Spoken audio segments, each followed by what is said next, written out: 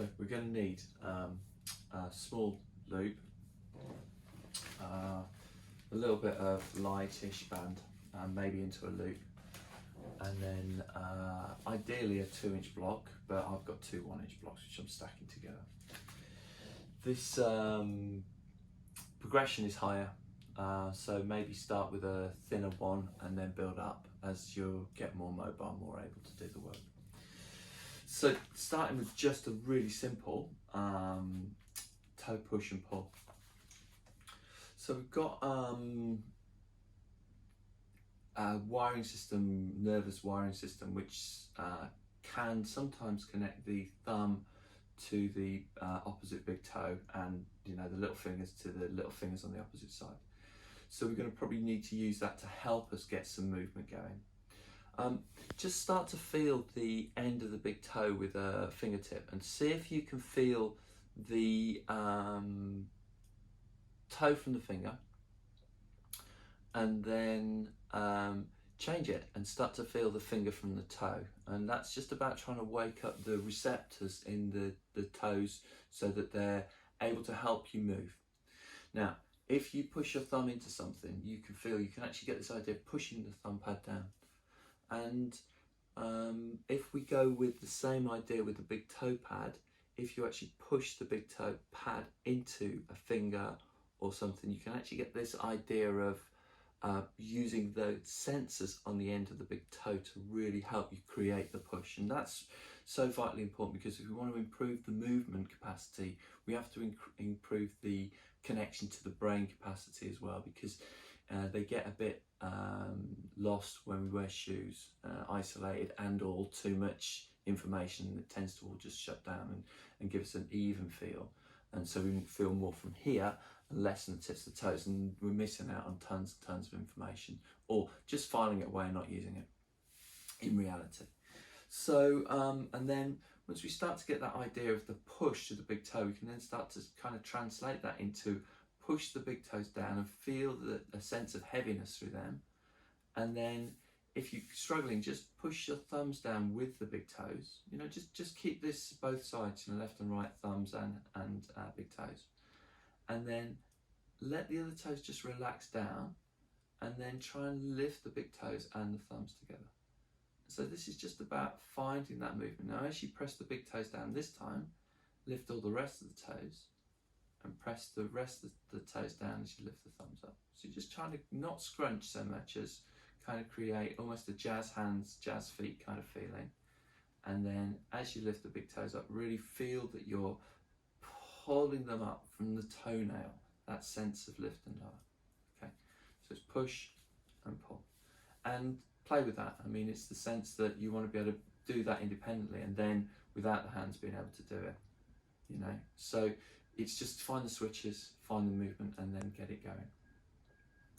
And then we want to build a little bit more capacity and a little bit more strength. So we use a band, and so we're trying to encourage those sensors on the toe themselves. So we're going to put the band around the toe like a loop. Now we're going to hold it diagonally across the torso, because that gives me a chance to create a little bit of a different line, so that I'm not allowing or encouraging that crossover of the big toe. We're trying to encourage a little bit of the cross back to more of an optimal alignment. And then just kind of feel like you're pushing the big toe down into the band.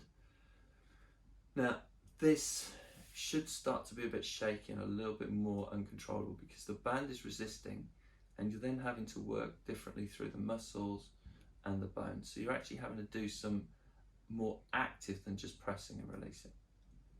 Now again, if you were just to have it wrapped around the knuckle, you see that the toe doesn't lift so much from this metatarsal head, it lifts from this point here, and so that's not optimal. What we're trying to do is trying to get the metatarsal head where the toe joins the foot to move a bit better, and then that can help it reposition and get away from having that idea of that bone growth on the inside, or that bunion style of things. Okay, now I don't know, 10, 15, something like that with both sides.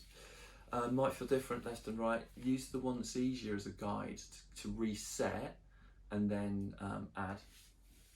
And then we've got the, I'm doing for my video, is it finished? Okay, sorry, just checking my video hadn't closed. And then we use the block. And I'm going to go with a 2-inch so you can probably see it more easily. So what I've got is I've got my my big toe on top of the block, and then I'm letting the rest of my foot go down. So hopefully that you can see that. And then I'm using the big toe to actually pull the foot up. So I'm not lifting my toes up, I'm not lifting my foot up in the air. What I'm doing is I'm pushing the toe down while keeping the heel heavy to lift and lower. Again, you know, 10, 15, something like that on either side. Now 2 inches is about optimal for most people, because we want a 68-degree angle here, and if you looked at that 68-degree angle at the toe box would be, you know, 2-inch block rise, and so that gives us the connection through the windlass mechanism in the other bones of the foot. So they react to the movement of the big toe, and they help us be really strong when we launch stride, and they help us be really soft when we land stride. So it's a resupinator, or you know, recreating the arch of the foot as well, doing this exercise, or all the exercises actually. And then we come stand. We use the little small loop. Now this is my version of Joe's toe gizmo, so it's a spring-loaded thing, Joe's one, but this one's more of a band-loaded thing. And again, I'm putting the band around both big toes, and then I come to stand. And then what I'm trying to do is just get a little bit of start tension through the band. Okay, now I'm going to let the heel of my right foot stay down, but I'm going to hover the rest of the foot up, and then I'm rotating from my thigh bone here. Well, actually I'm rotating from the back of my hip socket, so it's my posterior rotator cuff of my hip. Think oyster. And again, it's about 6 to 8, just like that. And it's all about resetting the toe position, but also connecting the big toe all the way through the leg bones and the muscles and the tissues to the hip socket. So we're kind of making a unit rather than a single element, but all starting from the very bottom. And then I think that's all the ones we said we were going to do. Perfect. All right.